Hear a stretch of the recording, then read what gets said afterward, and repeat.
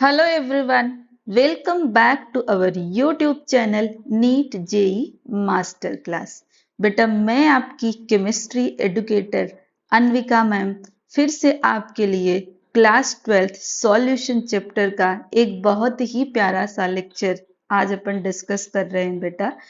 बेटा मैंने अपनी पहली क्लास में आपको ऐसा प्रॉमिस किया था बच्चों कि आपकी जो केमिस्ट्री के साथ केमिस्ट्री है, मतलब कि आपकी जो केमिस्ट्री के साथ बॉन्डिंग है बच्चों, वो मैं क्या करवाने वाली हूँ, इम्प्रूव करवाने वाली हूँ।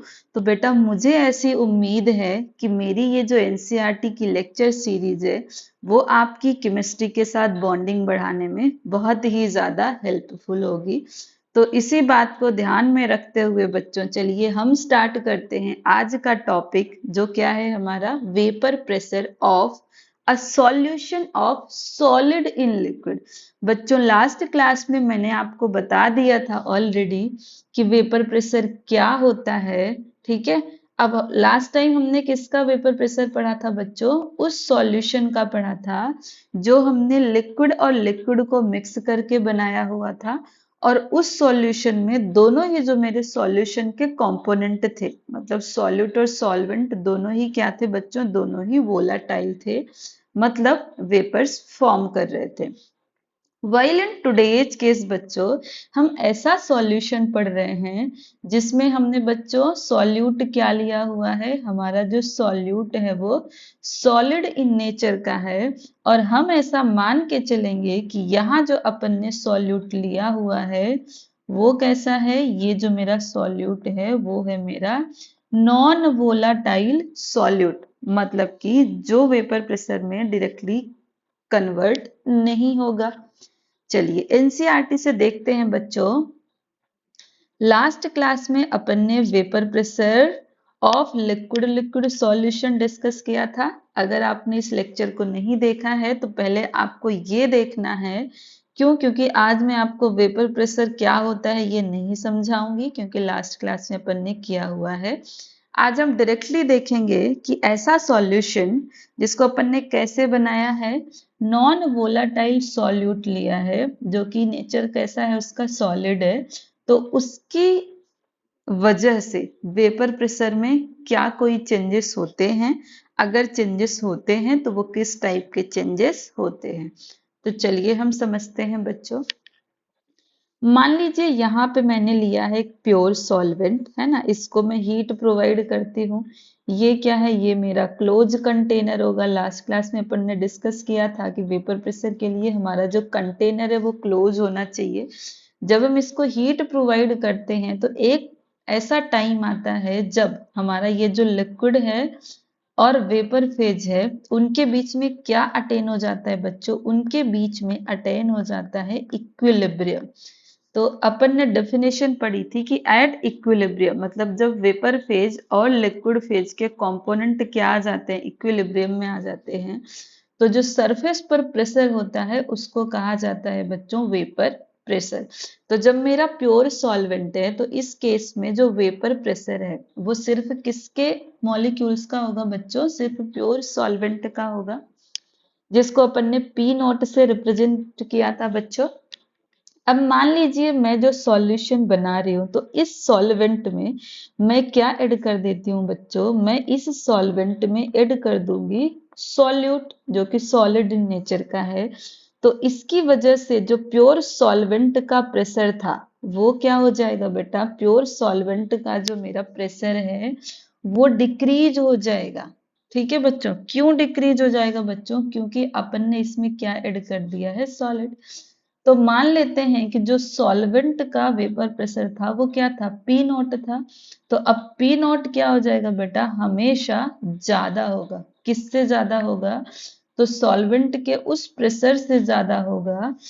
किस प्रेशर से? जो कि वो सॉल्यूशन में बनाएगा। तो आज हम यही समझेंगे कि जो पी नॉट है वो ज्यादा क्यों होता है सॉल्यूशन के केस में। किसका? तो सॉल्वेंट का। तो बच्चों यहाँ पे सेम अगेन पिक्चर से ये समझाने का ट्राई किया है कि जब सिर्फ प्योर सॉल्वेंट होता है तो सारे जो हमारे सरफेस पर मॉलिक्यूल हैं वो किसके हैं? सॉल्वेंट के। तो जो पूरा वेपर है वो भी किसका होगा? सॉल्वेंट का। तो ये जो मेरा पी नॉट है वो कम्प्लीटली किस पे डिपेंडेंट है, प्योर सॉल्वेंट पे। अब अगर अपन ने इसमें सॉल्यूट ऐड कर दिया बच्चों, ये जो मेरा सॉल्यूट है इस केस में वो कैसा है बच्चों, नॉन वोलाटाइल है, मतलब वो तो वेपर प्रेशर बनाएगा नहीं।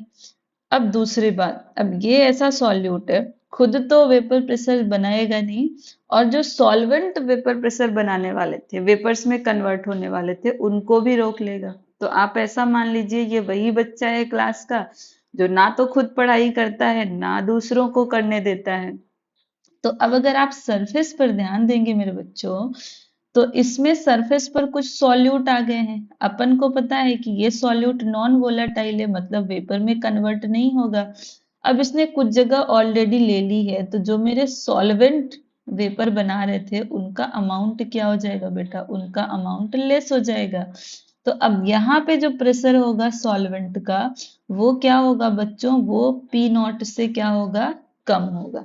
चलिए एनसीईआरटी की लाइन रीड करते हैं बच्चों। एनसीईआरटी हमारी क्या कह रही है बच्चों, कि अगर अपन ने ऐसा सॉल्यूशन बनाया है जिसमें जो सॉलिड हम डिजोल्व कर रहे हैं, मतलब मेरा जो सॉल्यूट है अगर वो सोडियम क्लोराइड है, ग्लूकोज है, यूरिया है, केन शुगर है, ठीक है, किसमें अपन को ये डिजोल्व करना है बच्चों, वाटर में। और या तो अगर मेरा जो सॉल्यूट है वो आयोडीन है, सल्फर है, उसको हम किस में डिजोल्व करेंगे, कार्बन डाइसल्फाइड में। तो अब ये एनसीईआरटी में कुछ एग्जाम्पल दिए हुए हैं, ठीक है, कि अगर मेरा वाटर सॉल्वेंट है तो उसके लिए नॉन वोलाटाइल सॉल्यूट कौन कौन से होंगे, और अगर मेरा कार्बन डाइसल्फाइड सॉल्वेंट है तो उसके लिए नॉन वोलाटाइल सॉल्यूट कौन होगा, आयोडीन एंड सल्फर। तो ये थोड़े से एग्जाम्पल आपको टेबल बना के अपना याद कर लेना है बच्चों। अब ये जो सॉल्यूशन अपना बनेगा, इसकी जो फिजिकल प्रॉपर्टीज होंगी वो प्योर सॉल्वेंट से डिफरेंट होंगी, बट ऑब्वियस क्योंकि अब सॉल्यूट और सॉल्वेंट का मिक्सचर बन गया है। सो फॉर एग्जाम्पल कौन सी प्रॉपर्टीज डिफरेंट होंगी, तो लेट से कि इसका जो वेपर प्रेशर होगा, तो liquid at a given temperature vaporize and under equilibrium condition the pressure exerted by the vapors of the liquid over the liquid phase is called vapor pressure। Vapour pressure क्या होता है ये last class में अपन ने detail में किया हुआ है। अब ये वाले केस में क्या हो रहा है बच्चों, in a pure liquid the entire surface is occupied by the molecules of the liquid, ये वाला केस जो मैंने आपको बताया। अब अगर इसमें अपन नॉन वोलाटाइल सॉल्यूट ऐड करते हैं, ठीक है बच्चों, तो जो वेपर प्रेशर है सॉल्यूशन का, ठीक है, वो किस पर डिपेंड करेगा, सॉल्वेंट पर, सिर्फ सॉल्वेंट पर डिपेंड करेगा। क्यों, क्योंकि जो सॉल्यूट है वो मेरा कैसा है, नॉन वोलाटाइल है। तो अपन देखते हैं कि अब जो सॉल्यूशन का वेपर प्रेशर है एट अ गिवन टेम्परेचर क्या हो जाएगा बच्चों, कम हो जाएगा। किससे कम हो जाएगा, तो उस वेपर प्रेशर प्योर सॉल्वेंट का, मतलब प्योर सॉल्वेंट का जो वेपर प्रेशर था सॉल्यूशन के केस में, जो वेपर प्रेशर है वो क्या हो जाएगा, कम हो जाएगा एट सेम टेम्परेचर। ऐसा क्यों, तो अब अगर आपको ऐसा क्वेश्चन पूछ लिया गया कि सॉलिड इन लिक्विड सॉल्यूशन में जो सॉल्यूशन का वेपर प्रेशर है वो लोअर क्यों हो जाता है और प्योर सॉल्वेंट में क्यों ज्यादा होता है, so you have to give the reason बच्चों। In the solution the surface has both solute and solvent molecules, thereby the fraction of the surface covered by the solvent molecule gets reduced। क्यों, क्योंकि surface पर solute के molecule पर भी आ गए, जिसकी वजह से क्या होगा बच्चों, the number of solvent molecules escaping from the surface, मतलब कि सॉल्वेंट के वो मॉलिक्यूल जो वेपर में कन्वर्ट होने वाले थे वो क्या हो जाएगा, रिड्यूस हो जाएगा। तो अब अगर सॉल्वेंट वेपर में कम कन्वर्ट होगा तो जो वेपर प्रेशर है वो भी क्या हो जाएगा बच्चों, रिड्यूस हो जाएगा। आई ये बात समझ में बच्चों। तो एक प्योर सॉल्वेंट है उसका जो वेपर प्रेशर है, जब मैं उसमें सॉल्यूट डाल देती हूँ तो उसका जो वेपर प्रेशर है वो क्या हो जाएगा, डिक्रीज हो जाएगा। तो मान लीजिए कि पानी मैं उबाल रही हूँ, है ना, अब मैं उबलते हुए पानी में अगर नमक या शक्कर ऐड कर देती हूँ तो बट ऑब्वियस वो पानी उबलना थोड़ी देर के लिए क्या हो जाएगा, बंद हो जाएगा, मतलब थोड़े और टाइम के बाद वो वापस क्या होगा, उबलना स्टार्ट करेगा। क्यों, क्योंकि जब मैं सॉल्यूट ऐड करती हूँ तो जो वेपर फॉर्म होने लगता है वो क्या होता है बच्चों, उस समय के लिए कम हो जाता है। क्यों? क्योंकि मैंने जो सॉल्यूट ऐड किया है वो कैसा है, नॉन वोलाटाइल है। आई होप ये कंसेप्ट आपको एकदम क्लियर हो रहा है बच्चों। तो अब इस केस में जो डिक्रीज इन वेपर प्रेशर है, किसका वेपर प्रेशर इंक्रीज डिक्रीज हो रहा है बच्चों, सॉल्वेंट का। क्यों? क्योंकि सॉल्यूट का तो वेपर प्रेशर बनेगा ही नहीं ना, क्योंकि वो कैसा है, वो नॉन वोलाटाइल है। पर ये जो डिक्रीज हो रहा है ये किस पर डिपेंड करेगा, that depends on quantity of non volatile solute. मतलब अपन ने सॉल्यूशन में कितना नॉन वोलाटाइल सॉल्यूट ऐड किया है, उसके हिसाब से हमारा वेपर प्रेशर क्या होगा, डिक्रीज हो जाएगा। इररिस्पेक्टिव ऑफ द नेचर, मतलब सॉल्यूट का क्या नेचर है इस पर डिपेंड नहीं करेगा। ये किस पर डिपेंड करेगा, सॉल्यूट के अमाउंट पर। अब ये बात आपको यहीं पर दिमाग में बैठा लेनी है बच्चों, क्योंकि आगे जो हम टॉपिक पढ़ने वाले हैं कोलिगेटिव प्रॉपर्टी, उसमें बार बार हम ये चीज पढ़ेंगे कि कोलिगेटिव प्रॉपर्टी ऐसी प्रॉपर्टी है जो अमाउंट ऑफ सॉल्वेंट पे डिपेंड, अमाउंट ऑफ सॉल्यूट पे डिपेंड करेगी, ना कि उसके नेचर पर। For example, decrease in vapour pressure of water by adding 1 mole of sucrose. अगर आप पानी में 1 मोल सुक्रोज का ऐड कर देते हैं बच्चों, तो उसका वेपर प्रेशर क्या हो जाएगा, डिक्रीज हो जाएगा। उतना ही डिक्रीज होगा जितना अगर आप 1 मोल ऑफ यूरिया ऐड करते हैं। तो यहाँ से क्या पता चलता है कि सॉल्यूट का अमाउंट मैटर करता है, सॉल्यूट का क्या नेचर है उससे हमारे सॉल्यूशन को कोई फर्क नहीं पड़ता है। सॉल्यूशन को मतलब वेपर प्रेशर को। अपन ने राउल्ट लॉ ऑलरेडी पढ़ा हुआ है बच्चों कि राउल्ट लॉ क्या कहता है हमारा, for any solution the partial vapour pressure of each volatile component in the solution is directly proportional to its mole fraction. अपन ने लास्ट क्लास में ये डिस्कस किया हुआ है बच्चों। अब यहाँ पे हमारा बाइनरी सॉल्यूशन है, मतलब ऐसा सॉल्यूशन जिसमें दो कंपोनेंट है, सॉल्यूट एंड सॉल्वेंट। तो अब यहाँ पे हमने सॉल्वेंट को 1 से रिप्रेजेंट किया है। आगे जो हम देखेंगे तो जहां पे भी 1 आएगा आपको समझ जाना है कि ये सॉल्वेंट की बात हो रही है, और अगर 2 लिखा हुआ है मतलब वो सॉल्यूट की बात कर रही है। अब यहाँ पे जो मेरा सॉल्यूट है वो कैसा है, नॉन वोलाटाइल है। तो वेपर फेज में सिर्फ क्या प्रेजेंट होगा बच्चों, सॉल्वेंट के मॉलिक्यूल प्रेजेंट होंगे। तो अब अपन मान लेते हैं कि जो P1 है, P1 क्या है बच्चों, हमारे सॉल्वेंट का वेपर प्रेशर है। तो x1 क्या हो जाएगा, उसका मोल फ्रैक्शन, और P1 नॉट क्या हो जाएगा, सॉल्वेंट का वेपर प्रेशर जब वो प्योर फॉर्म में है। तो राउल्ट लॉ के हिसाब से वी कैन राइट कि जो पार्शियल प्रेशर ऑफ 1 है, मतलब सॉल्वेंट का जो पार्शियल प्रेशर है किसमें, सॉल्यूशन में, वो किसके प्रोपोर्शनल है, उसके मोल फ्रैक्शन के। तो P1 इक्वल टू, इसको हटा के हम क्या लिख सकते हैं बच्चों, P01। P01 क्या है बच्चों, तो ये है हमारे प्योर सॉल्वेंट का वेपर प्रेशर, जब उसमें अपन ने सॉल्यूट ऐड नहीं किया हुआ है। ये आ गई बच्चों समझ में, ठीक है। तो अब अगर अपन इसका प्लॉट बनाते हैं तो सिंपली अब यहाँ पे जो भी वेपर प्रेशर है वो सिर्फ सॉल्वेंट पे डिपेंड करेगा। क्यों? क्योंकि जो सॉल्यूट है वो मेरा नॉन वोलाटाइल है। तो जैसे जैसे सॉल्वेंट का मोल फ्रैक्शन बढ़ेगा उसका जो वेपर प्रेशर है वो क्या हो जाएगा बच्चों, वो इंक्रीज होता जाएगा। सिंपल सा ग्राफ। अब नेक्स्ट हम जो पढ़ने वाले हैं बच्चों, सुपर डुपर इंपॉर्टेंट कंसेप्ट है, that is ideal and non ideal solution. अब ideal and non ideal solution को मैं आपको एग्जांपल देती हूँ, है ना, कि मान लीजिए जो भी स्टूडेंट्स हैं, तो मान लीजिए मेरी क्लास में बहुत सारे बच्चे हैं। तो मान लीजिए 20 बच्चों में से 5 ऐसे बच्चे हैं जो टीचर की सारी बात मानते हैं, और 5 ऐसे बच्चे हैं जो टीचर की एक भी बात सुनते ही नहीं है, है ना। जैसे मैंने आपको कहा कि आपको क्वेश्चन प्रैक्टिस करना है और आपने क्वेश्चन प्रैक्टिस नहीं किया, तो जिसने क्वेश्चन प्रैक्टिस किया वो क्या है, आइडियल स्टूडेंट, और जिसने क्वेश्चन प्रैक्टिस नहीं किया वो कौन है बच्चों, वो है non ideal solution, non ideal students, है ना। तो यहाँ पे सॉल्यूशन स्टूडेंट, स्टूडेंट सॉल्यूशन होता जा रहा है। तो अब यहाँ पे हम समझते हैं बेटा कि ऐसा सॉल्यूशन जो राउल्ट लॉ को फॉलो नहीं करता है वो क्या हो जाएगा बच्चों, नॉन आइडियल, और जो राउल्ट लॉ को फॉलो करेगा वो क्या हो जाएगा, आइडियल। तो जो टीचर को फॉलो किया वो हुआ आइडियल, जो टीचर को फॉलो नहीं किया वो हुआ नॉन आइडियल। यहाँ पे टीचर कौन है बच्चों? यहाँ पे टीचर है राउल्ट्स। ठीक है, ये आया बच्चों समझ में। अब हम समझते हैं कि आइडियल सॉल्यूशन राउल्ट लॉ को क्यों फॉलो करता है और नॉन आइडियल राउल्ट लॉ को क्यों फॉलो नहीं करता है। बेटा वापस एक बार बोलूंगी, इस कंसेप्ट को बहुत ज्यादा ध्यान से समझिएगा, क्योंकि ये जो कंसेप्ट है बच्चों, इससे क्वेश्चन आता है आपके नीट में, इससे क्वेश्चन आता है आपके जेई मेंस में।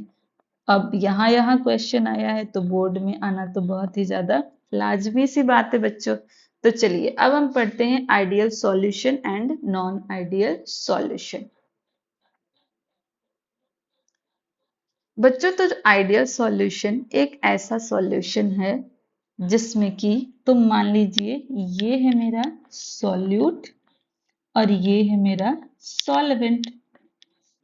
जब मैं सॉल्यूट और सॉल्वेंट को मिक्स करके सॉल्यूशन बनाते हूँ तो वो केस में क्या होता है बेटा, अगर मेरा जो वॉल्यूम है उसमें कोई चेंज नहीं होता और इसमें जो एनर्जी यूटिलाइज हो रही है उसमें भी कोई चेंज नहीं होता है, तो ऐसा मेरा सॉल्यूशन क्या हो जाता है बच्चों? आइडियल सॉल्यूशन हो जाता है। और मान लीजिए यही मैं अपने सॉल्यूट और सॉल्वेंट को मिक्स करती हूँ, है ना, ये मेरा क्या है? सॉल्यूट है और ये मेरा क्या है बच्चों? सॉल्वेंट है। इनको मिक्स करके जब मैं सॉल्यूशन बनाती हूँ तो अगर मेरा जो वॉल्यूम है बच्चों वो क्या हो जाता है? चेंज हो जाता है, मतलब या तो कम हो जाएगा या तो ज्यादा हो जाएगा। और मेरी जो एनर्जी है वो भी क्या हो जाएगी बच्चों? या तो कम हो जाएगी या तो ज्यादा हो जाएगी। मैम क्या कहना चाहते हो? कुछ नहीं समझ में आ रहा है? तो बच्चों चलिए हम किताब से समझते हैं। ये ऑलरेडी मैंने आपको बता दिया बच्चों कि आइडियल सॉल्यूशन एक ऐसा सॉल्यूशन है जो क्या करता है बच्चों? ओबे करता है, मतलब फॉलो करता है। किसको? तो राउल्ट्स लॉ को फॉलो करता है। कहाँ पर करता है? तो over the entire range of concentration, मतलब उसका जो पूरा सॉल्यूशन है तो उसका हर एक पार्ट, हर एक पार्टिकल किसको फॉलो करेगा? राउल्ट लॉ को फॉलो करेगा। इसके अलावा आइडियल सॉल्यूशन की दो और अदर प्रॉपर्टीज होती है। कौन सी प्रॉपर्टीज?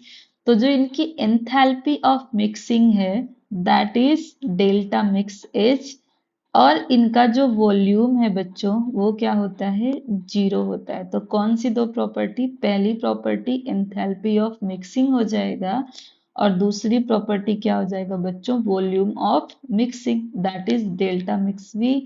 ये क्या हो जाएगा बच्चों? जीरो हो जाएगा। इसका क्या मतलब है बच्चों? चलिए वापस मैं आपको इसको समझाती हूँ कि जो मेरा आइडियल सॉल्यूशन है बच्चों उस केस में क्या होता है। तो मान लीजिए यहाँ पे लिया मैंने सॉल्यूट और यहाँ पे लिया मैंने सॉल्वेंट। सॉल्यूट के जो मॉलिक्यूल्स हैं ये मेरे सॉल्यूट सॉल्यूट सॉल्यूट। अब आपको पता है कि अगर सॉल्यूट के मॉलिक्यूल्स हैं तो उनके बीच में भी क्या होगी बच्चों? आपस में सर्टेन टाइप की बॉन्डिंग होगी। होगी कि नहीं होगी? होगी मैम।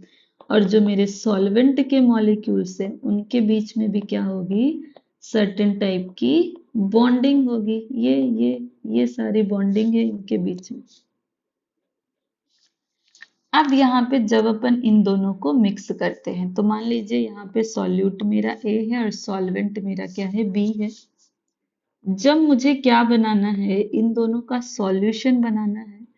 तो सॉल्यूशन बनने के लिए क्या करना पड़ेगा? ये जो मेरा सॉल्यूट ए है और सॉल्वेंट बी है इनके बीच में आपस में क्या होना पड़ेगा बच्चों? इनके बीच में आपस में बॉन्ड बनेगा। तो ये मेरा क्या हो गया? सॉल्यूट हो गया और ये मेरा क्या हो गया बच्चों? सॉल्वेंट हो गया। अब इनके बीच में बॉन्ड बनेगा। ध्यान से समझते हैं कि यहाँ पे जो मेरे सॉल्यूट के मॉलिक्यूल्स हैं ए एंड ए और यहाँ पे जो मेरे सॉल्वेंट के मॉलिक्यूल हैं बी एंड बी, इनके बीच में क्या है? इनके बीच में है इंटर मॉलिकुलर फोर्स।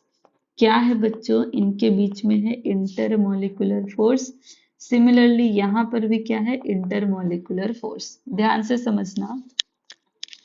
अब अगर मुझे सॉल्यूट और सॉल्वेंट को मिक्स करना है तो ये कैसे होता होगा? तो इनके बीच में ये जो इंटर मॉलिकुलर फोर्स है ये क्या होता होगा बच्चों, ब्रेक होता होगा। और ब्रेक करने के लिए हमें क्या चाहिए बच्चों, एनर्जी चाहिए। इतनी बात आई समझ में।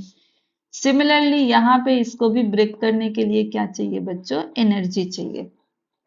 तो मेरे आइडियल सॉल्यूशन के केस में क्या होता है बच्चों, कि जितनी एनर्जी इस इंटरमॉलिक्यूलर फोर्स को तोड़ने में लगती है, उतनी ही एनर्जी जब ये बॉन्ड का फॉर्मेशन होता है तो यहाँ से क्या होती है, रिलीज होती है। अब हमें पता है कि बॉन्ड को ब्रेक डाउन करने के लिए एनर्जी देनी पड़ेगी, और जब बॉन्ड का फॉर्मेशन होगा तो क्या होगा, एनर्जी रिलीज होगी।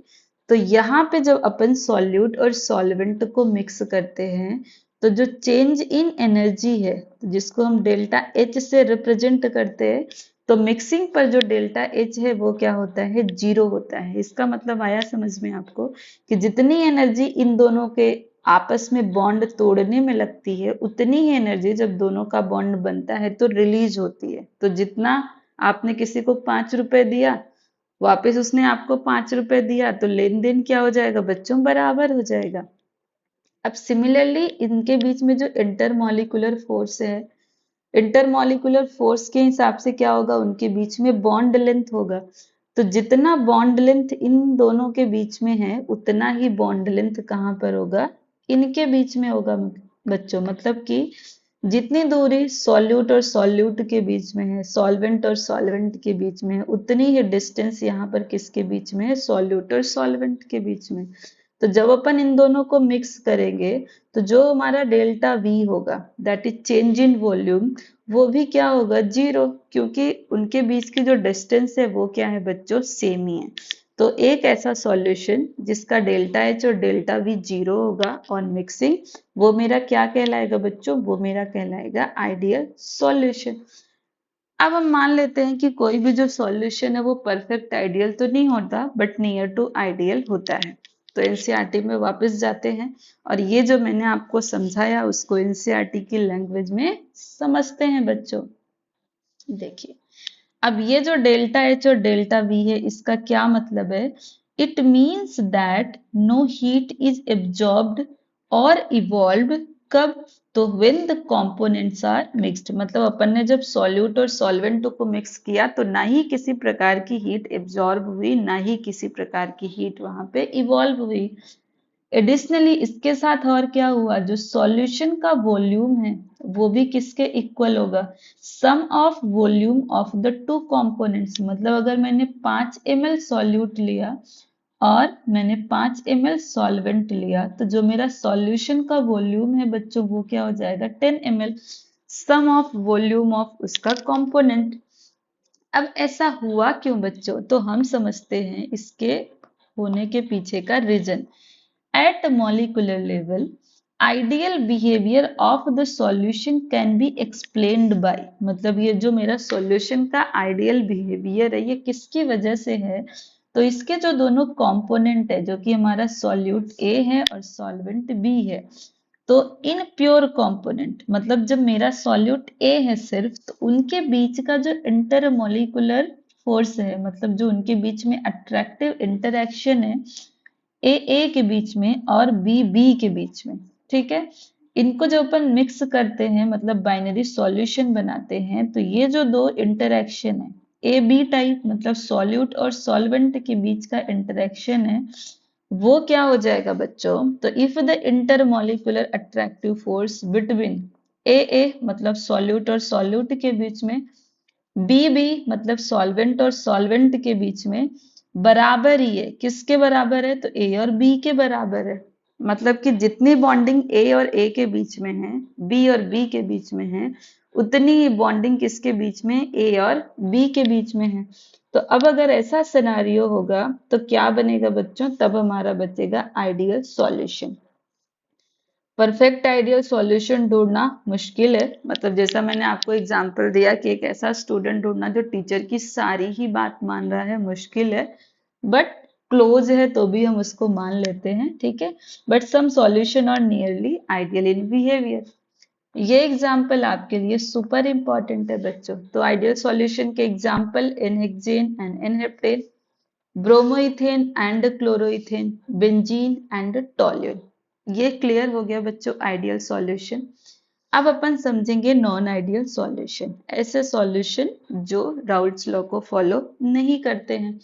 अब अगर ये राउल्ट्स लॉ को फॉलो नहीं कर रहे हैं, इसका मतलब क्या हुआ, इनकी जो प्रॉपर्टीज है आइडियल वाली, वो प्रॉपर्टीज यहाँ पे अप्लीकेबल नहीं होंगी। क्यों अप्लीकेबल नहीं होंगी उसको हम समझते हैं बच्चों। तो जो मेरा नॉन आइडियल सॉल्यूशन है, नॉन आइडियल सॉल्यूशन का जो डेल्टा V होगा वो 0 नहीं होगा, ठीक है बच्चों। और जो इसका डेल्टा H होगा, मतलब जो एनर्जी चेंज होगा, वो भी 0 नहीं होगा, ठीक है। अब ऐसा क्यों होता है वो मैं आपको समझाती हूँ यहाँ पर फिर से। तो बच्चों मान लीजिए जो सॉल्यूट और सॉल्यूट के बीच का इंटरेक्शन है और जो सॉल्वेंट और सॉल्वेंट के बीच का इंटरेक्शन है, मान लीजिए जब मैं इनसे सॉल्यूशन बनाते हैं तो जो A और B के बीच का इंटरेक्शन है, अगर ये इंटरेक्शन कैसा है बच्चों, वीक इंटरेक्शन है। कैसा इंटरेक्शन है, वीक इंटरेक्शन है। दूसरा केस क्या हो सकता है मेरे बच्चों, दूसरा केस ऐसा हो सकता है कि जो इंटरेक्शन A और A के बीच में है और जो इंटरेक्शन B और B के बीच में है, अगर मैं सॉल्यूशन बनाती हूं तो A और B के बीच में जो इंटरेक्शन है वो कैसा है, स्ट्रॉन्ग है। अब इसको बहुत ध्यान से समझते हैं, फिर से मैं आपको एग्जांपल देती हूँ। मान लीजिए बच्चों ये आप है और ये आपके पेरेंट्स है ना। ये आप है और ये आपके पेरेंट्स है, ठीक है। ये आप हो और ये आपका कौन है बच्चा, ये आपका फ्रेंड है। तो यहाँ पे समझते हैं कि मान लीजिए आपका अपने पेरेंट्स के साथ इंटरेक्शन बहुत अच्छा है, ठीक है, पर आपके फ्रेंड के साथ इतना इंटरेक्शन नहीं है। इंटरेक्शन का क्या मतलब है कि फैमिली कम फर्स्ट वाले बच्चे हैं यहाँ पे, है ना, कि अगर आपके पेरेंट्स को आपकी जरूरत है तो आप अपने दोस्तों को छोड़ के चले आएंगे, है ना। और दूसरा केस कैसा हो सकता है बच्चा कि आपका जो दोस्त है वो आपके लिए बहुत ज्यादा इंपॉर्टेंट है, ठीक है। तो यहाँ पे हम क्या कह सकते हैं कि आपका जो फ्रेंड के साथ बॉन्डिंग है वो कैसा है, ज्यादा है। तो इसको हम वापस समझते हैं बच्चों कि अब जो मेरे सॉल्यूट के बीच में इंटरेक्शन है और सॉल्वेंट के बीच में इंटरेक्शन है वो बहुत अच्छा है, पर जब वो दोनों साथ में आते हैं तो उनका इंटरेक्शन अच्छा नहीं है। मतलब सॉल्यूट और सॉल्वेंट एक दूसरे को इतना पसंद नहीं करते हैं। इसकी वजह से जो इंटरेक्शन है बच्चों वो क्या हो जाएगा, वीक हो जाएगा। अब अगर इंटरेक्शन वीक है तो ज्यादा दूर दूर रहेंगे, ज्यादा दूर दूर रहेंगे बच्चों, तो जो वॉल्यूम ऑफ मिक्सिंग है वो क्या हो जाएगा, वो 0 से ज्यादा हो सकता है या कम हो सकता है, ठीक है। दोनों के केस में हम पढ़ेंगे कि किस में ज्यादा होगा किस में कम होगा, पर बराबर तो नहीं ही होगा। सिमिलरली जो चेंज इन एनर्जी है बच्चों वो भी क्या होगा, 0 तो नहीं ही होगा।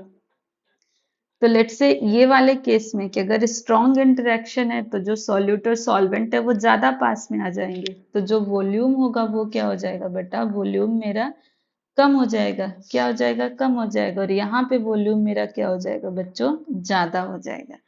अब ध्यान से समझेंगे हम कि जब ये वाले सॉल्यूशन को, ये वाले सॉल्यूशन का अपन वेपर प्रेशर देखेंगे तो यहाँ पे जो इंटरेक्शन है वो कैसा है, वीक है, एक दूसरे को पसंद नहीं करते हैं।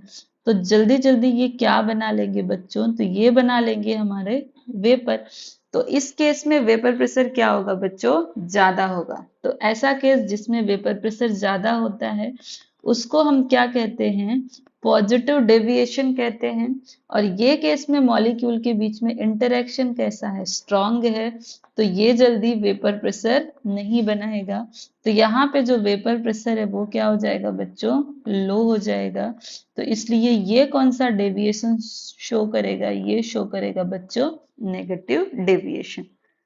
कंफ्यूज मत होइए, वापस मैं इसको समझाऊंगी कि जो मेरे नॉन आइडियल सॉल्यूशन होते हैं, नॉन आइडियल सॉल्यूशन के केस में यहाँ पे जो मेरा वेपर बनेगा वो वेपर मेरा किसका बनेगा बच्चों, तो सॉल्यूट और सॉल्वेंट दोनों का बनेगा। तो मान लीजिए ये जो सॉल्यूट और सॉल्वेंट का इंटरेक्शन है अगर वो वीक है तो जल्दी जल्दी वेपर बनेगा, तो मेरा जो एक्सपेक्टेड वेपर प्रेशर होगा उससे ज्यादा वेपर प्रेशर बनेगा। तो मैं क्या बोलूंगी कि ये एक ऐसा नॉन आइडियल सॉल्यूशन है जो क्या शो कर रहा है बच्चों, पॉजिटिव डेविएशन मतलब ज्यादा वेपर प्रेशर बन रहा है। और जो हमारा नेक्स्ट केस है कि मान लीजिए कि अगर ए और बी के बीच में जो इंटरेक्शन है बहुत ज्यादा क्या है, स्ट्रांग है, स्ट्रांग इंटरेक्शन, तो वो एक दूसरे को छोड़ना ही नहीं चाहते हैं, तो जो वेपर प्रेशर है वो क्या हो जाएगा बच्चों, लो हो जाएगा एक्सपेक्टेशन से। तो लो हुआ मतलब ये क्या शो कर रहा है बच्चों, ये हमारा शो करेगा निगेटिव डेविएशन। चलिए एनसीईआरटी से इसको पढ़ते हैं बच्चों। When a solution does not obey Raoult's law, मतलब ऐसा सॉल्यूशन जो राउल्ट्स लॉ को फॉलो नहीं करता है, कहाँ, तो over the entire range of its concentration, क्या कहेंगे उसको, नॉन आइडियल सॉल्यूशन। बहुत आसान से डेफिनेशन है। अब ऐसा जो सॉल्यूशन है मतलब जो नॉन आइडियल सॉल्यूशन है उसका जो वेपर प्रेशर होगा वो एक्सपेक्टेशन से क्या होगा, या तो ज्यादा होगा या तो कम होगा। ठीक है बच्चों। तो अब अगर ये वेपर प्रेशर ज्यादा है तो ऐसे सॉल्यूशन को हम क्या बोलेंगे कि ये क्या शो कर रहा है बच्चों, पॉजिटिव डेविएशन। और अगर वेपर प्रेशर कम है तो वो क्या शो कर रहा है बच्चों, नेगेटिव डेविएशन, है ना। नेगेटिव डेविएशन मतलब कम वेपर प्रेशर, पॉजिटिव डेविएशन मतलब ज्यादा वेपर प्रेशर। धीरे धीरे यहीं से आप इसको याद करेंगे बच्चों। नेक्स्ट फिगर 1.6 हम पहले देख लेते हैं। अब ये सेम फिगर हमने राउल्ट लॉ वाले केस में देखा था बच्चों, है ना, कि ये जो मोल फ्रैक्शन है यहाँ पे 2 का ज्यादा होगा और इधर 1 का हमारा ज्यादा था बच्चों। तो ये P2 था, ये P1 था, P टोटल अपना इसका क्या हो गया था, सम हो गया था।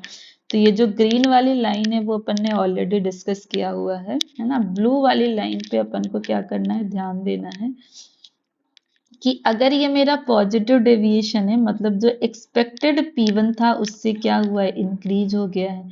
जो एक्सपेक्टेड P2 था उससे इंक्रीज हो गया है। और जो मेरा एक्सपेक्टेड P टोटल था वो भी क्या हो गया बच्चों, इंक्रीज हो गया है। तो ये मेरा क्या है, ये है मेरा पॉजिटिव डेविएशन। ये मेरा क्या है बच्चों, पॉजिटिव डेविएशन। ये वाले केस में क्या है, निगेटिव डेविएशन। क्यों, क्योंकि जो एक्सपेक्टेड वेपर प्रेशर था, ये वाला ग्रीन लाइन जो हमारी पी टोटल थी बच्चों, वो क्या हो गई है, देखिए ब्लू लाइन डिक्रीज हो गई है। यहाँ पे जो मेरा P1 है वो डिक्रीज हो गया, यहाँ पे मेरा P2 डिक्रीज हो गया। क्यों डिक्रीज हुआ, क्योंकि ये क्या शो कर रहा है बच्चों, निगेटिव डेविएशन। पॉजिटिव डेविएशन क्यों शो कर रहा है, नेगेटिव डेविएशन क्यों शो कर रहा है, वो मैंने ऑलरेडी आपको समझाया बच्चों। वापस एक बार एनसीईआरटी से हम पढ़कर समझते हैं। So the cause for these deviation किस पे डिपेंडेंट है बेटा, ये डिपेंडेंट है नेचर ऑफ इंटरेक्शन मतलब intermolecular force at the molecular level. तो पॉजिटिव डेविएशन में क्या होगा बच्चों, जो ए बी इंटरेक्शन है वो कैसा होगा, that would be weaker than those between A and B. यही मैंने आपको बताया बच्चों कि जो सॉल्यूट और सॉल्यूट का बॉन्ड है वो स्ट्रांग है, पर जब वो सॉल्यूशन बनाता है मतलब जो सॉल्यूट और सॉल्वेंट का इंटरेक्शन है वो कैसा है, वीक है। इससे क्या होगा बच्चों, in this case the intermolecular attractive force between the solute and solvent molecules are weaker than those between solute and solvent। इससे क्या होगा बच्चों, this means that in such solution molecules of A और बी एक दूसरे को पसंद नहीं करते हैं, so they will find it easier to escape than in pure state. तो ये जल्दी जल्दी क्या करेंगे, एक दूसरे से दूर भागेंगे, जिसकी वजह से क्या होगा बेटा, it will lead to increase the vapour pressure. और वेपर प्रेशर एक्सपेक्टेशन से बढ़ा मतलब क्या हो गया बच्चों, ये हो गया हमारा positive deviation. For example mixture of ethanol and acetone, ये एग्जाम्पल मैं आपको वापस रिवाइज करवाऊंगी क्योंकि ये इंपॉर्टेंट है। प्योर इथेनॉल मतलब अगर सिर्फ इथेनॉल और इथेनॉल है बच्चों तो इनके बीच में क्या होता है, हाइड्रोजन बॉन्डिंग होता है। पर अगर अपन इसमें एसीटोन ऐड कर देते हैं तो ये जो एसीटोन है वो दो इथेनॉल के बीच में आ जाएगा, ठीक है, बिटवीन द होस्ट मॉलिक्यूल, और बीच में आके वो क्या करेगा, जो इथेनॉल और इथेनॉल के बीच में हाइड्रोजन बॉन्ड था उसको वो क्या करेगा, तोड़ दे देगा। जिसकी वजह से जो इंटरेक्शन है वो क्या हो जाएगा बेटा, वीक हो जाएगा, और ये सॉल्यूशन क्या दिखाएगा, ज्यादा प्रेशर बनाएगा, तो क्या हो जाएगा, ये पॉजिटिव डेविएशन। इसका दूसरा एग्जाम्पल क्या है बच्चों, इसका दूसरा एग्जाम्पल है कार्बन डाइसल्फाइड टू एसीटोन। अगर अपन कार्बन डाइसल्फाइड में एसीटोन ऐड करते हैं तो जो डाइपोलर इंटरेक्शन है सॉल्यूट और सॉल्वेंट के बीच में, CH2 एंड एसीटोन के बीच में, वो क्या हो जाएगा, वीक हो जाएगा। और अगेन ये क्या शो करेगा बच्चों, ये शो करेगा हमारा पॉजिटिव डेविएशन। तो यहाँ पर हम दो एग्जाम्पल याद रखेंगे। कौन कौन सा एग्जाम्पल है, एक हो गया हमारा इथेनॉल प्लस एसीटोन, और दूसरा अपना क्या हो गया बच्चा, दूसरा अपना हो गया कार्बन डाइसल्फाइड प्लस एसीटोन। ये एग्जाम्पल हमारे लिए बहुत ज्यादा इम्पॉर्टेंट है। नेक्स्ट अपन समझते हैं बच्चों negative deviation. In case of negative deviation, the intermolecular attractive force between AA and BB are weaker than those between A and B। मतलब यहाँ पे जो सॉल्यूट और सॉल्वेंट के बीच में इंटरेक्शन होगा वो स्ट्रॉन्ग हो जाएगा। किससे ज्यादा स्ट्रॉन्ग है, मतलब जितना अकेले A और A के बीच में बॉन्डिंग नहीं थी उससे ज्यादा A और B के बीच में बॉन्डिंग हो जाएगी। अब अगर ए और बी के बीच में ज्यादा बॉन्डिंग है तो वो एक दूसरे को जल्दी छोड़ना नहीं चाहेगा, जल्दी छोड़ेगा नहीं तो वेपर फेज में जल्दी जाएगा नहीं। तो इसकी वजह से क्या होगा मेरे बच्चों, इसकी वजह से डिक्रीज हो जाएगा क्या, तो vapour pressure. Vapour pressure expectation से डिक्रीज हुआ, मतलब क्या शो किया उसने, उसने शो किया negative deviation. For example phenol and aniline. इस केस में कैसा है बच्चों के, जैसे फिनॉल और फिनॉल साथ में खुश हैं, एनिलीन एंड एनिलीन साथ में खुश हैं, पर भाई साहब जब फिनॉल और एनिलीन को मिलाया गया तो ये दोनों आपस में इतने ज्यादा खुश हैं कि कभी एक दूसरे को छोड़ना ही नहीं चाहते। Friends for life, friends for ever, ठीक है। तो इसकी वजह से वो वेपर प्रेशर बना ही नहीं रहे हैं। तो वेपर प्रेशर क्या हो जाएगा बच्चों, डिक्रीज हो जाएगा। ऐसा क्यों होता है बच्चों, तो जो हाइड्रोजन बॉन्डिंग है किसके बीच में, फिनॉल के बीच में, और एनिलीन का जो नाइट्रोजन है जिसके ऊपर लोन पेयर ऑफ इलेक्ट्रॉन है वो बहुत ज्यादा स्ट्रांग हो जाएगा, जिसकी वजह से क्या हो जाएगा बच्चों, वेपर प्रेशर डिक्रीज होगा। इसका दूसरा एग्जांपल है बच्चों क्लोरोफॉर्म। एसीटोन को जब अपन मिक्स करते हैं तो वो भी क्या करेगा, नेगेटिव डेविएशन शो करेगा। क्यों, क्योंकि ये है हमारा एसीटोन और ये है हमारा क्लोरोफॉर्म। दोनों के बीच में क्या हो गई बच्चों, दोनों के बीच में हो गई हाइड्रोजन बॉन्डिंग। ये स्ट्रॉन्ग बॉन्डिंग है, तो इसकी वजह से क्या हो जाएगा बच्चों, इसकी वजह से हो जाएगा वेपर प्रेशर डिक्रीज। क्यों वेपर प्रेशर डिक्रीज हो रहा है, because escaping tendency of molecules for each component and consequently the vapor pressure decreases, जिसकी वजह से क्या होगा, नेगेटिव डेविएशन। ये आ गई बात इतनी समझ में बच्चों। तो चलिए वापस हम इसको रिवाइज करते हैं कि जो नॉन आइडियल सॉल्यूशन है दो टाइप का डेविएशन शो करेगा। अगर वेपर प्रेशर ज्यादा है तो पॉजिटिव, वेपर प्रेशर कम है तो निगेटिव डेविएशन शो करेगा। ये क्लियर हो गया। तो वापस हम समझते हैं कि इसमें जो एनर्जी चेंज वगैरह है वो किस तरह से होगा। चलिए ये इंपॉर्टेंट है बच्चों, ये आपका प्रीवियस ईयर क्वेश्चन है नीट और जेडब्ल्यू का। चैप्टर खत्म होने के बाद अपन क्वेश्चन करेंगे, देन यू विल रियलाइज कि ये सारे टॉपिक्स कितने इंपॉर्टेंट है। तो अपन जैसे ही दो लिक्विड को यहाँ पे मिक्स करना स्टार्ट करेंगे बच्चों, तो जो सॉल्यूशन बन रहा है वो आइडियल है कि नहीं है। तो अगर वो आइडियल सॉल्यूशन है, अपन ने मिक्स्ड किया, तो कैसे पता चलेगा कि वो सॉल्यूशन आइडियल है, तो उनका जो डेल्टा एच मिक्स है अगर वो 0 है बच्चों तो वो मेरा आइडियल है। अब दो और टर्म है बच्चों जो एनसीईआरटी में नहीं दिया हुआ है पर ये पीवाईक्यू में पूछा जाता है, तो यहाँ पे मैं आपको क्लियर कर देती हूँ कि उनका जो डेल्टा एस है, डेल्टा एस क्या होता है बच्चों, तो ये एंट्रोपी होता है। तो जब अपन मिक्स करेंगे सॉल्यूट और सॉल्वेंट को तो जो रैंडमनेस है बट ऑब्वियस वो क्या होने वाली है, बढ़ने ही वाली है। तो जो हमारी एंट्रोपी है वो हमेशा क्या होगी, 0 से ज्यादा होगी। अब डेल्टा जी क्या होता है बच्चों, तो डेल्टा जी अपन ने 11th में जो थर्मोडायनेमिक्स वाला चैप्टर है वो अगर आपने किया है तो आप समझ सकते हैं, नहीं किया है तो कोई बात नहीं, मैं आपको बता देती हूँ। अगर कोई रिएक्शन खुद से हो जा रहा है, मतलब अगर वो स्पॉन्टेनियस है, ठीक है, तो उसका डेल्टा जी क्या हो जाएगा बच्चा, उसका डेल्टा जी हमारा पॉजिटिव हो सकता है। और अगर कोई रिएक्शन मेरा नॉन स्पॉन्टेनियस है तो वो क्या हो जाएगा, डेल्टा जी मेरा नेगेटिव हो जाएगा। ठीक है, तो ये डेल्टा जी का भी अपन ध्यान रखेंगे। ठीक है, तो अगर खुद से अपन को एनर्जी देनी नहीं पड़ रही है मतलब वो स्पॉन्टेनियस है तो डेल्टा जी हमारी क्या है, पॉजिटिव है। अगर मुझे एनर्जी देनी पड़ रही है मतलब वो मेरा क्या है, नॉन स्पॉन्टेनियस है, खुद से नहीं हो रहा है, तो मुझे एनर्जी क्या करनी पड़ेगी, देनी पड़ेगी बच्चों। इतना आया समझ में, डेल्टा भी ऑलरेडी अपन ने डिस्कस कर लिया है।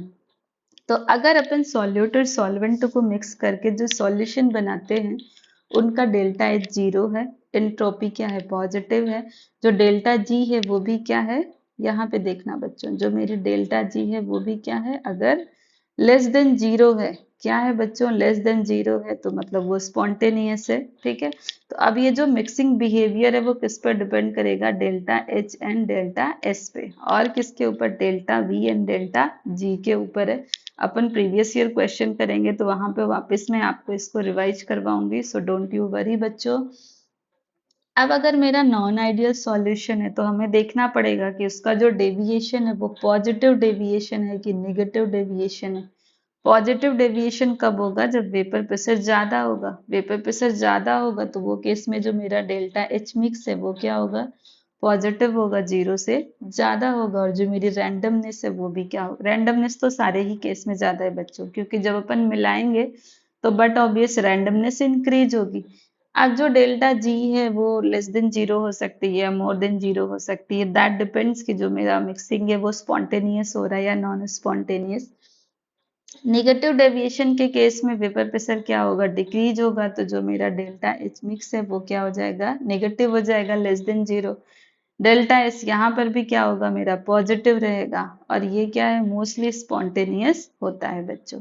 ये आया समझ में बच्चों। अब हम समझ लेते हैं difference between ideal and non ideal solution. Board में आने के चांसेस हैं बच्चों ये क्वेश्चन का। कर लेते हैं। आइडियल सॉल्यूशन ऐसा सॉल्यूशन है कि जिसमें जो हमारा सॉल्यूशन है मतलब ए और बी, सॉल्यूट और सॉल्वेंट के बीच में जो इंटरेक्शन है बच्चों वो कैसा होगा, सॉल्यूट और सॉल्वेंट के बीच का इंटरेक्शन क्या होगा, स्ट्रांग होगा कि वीक होगा, ना ही स्ट्रांग ना ही वीक, इक्वल होगा। कैसा होगा बच्चों, इक्वल होगा, तो मेरा आइडियल सॉल्यूशन है।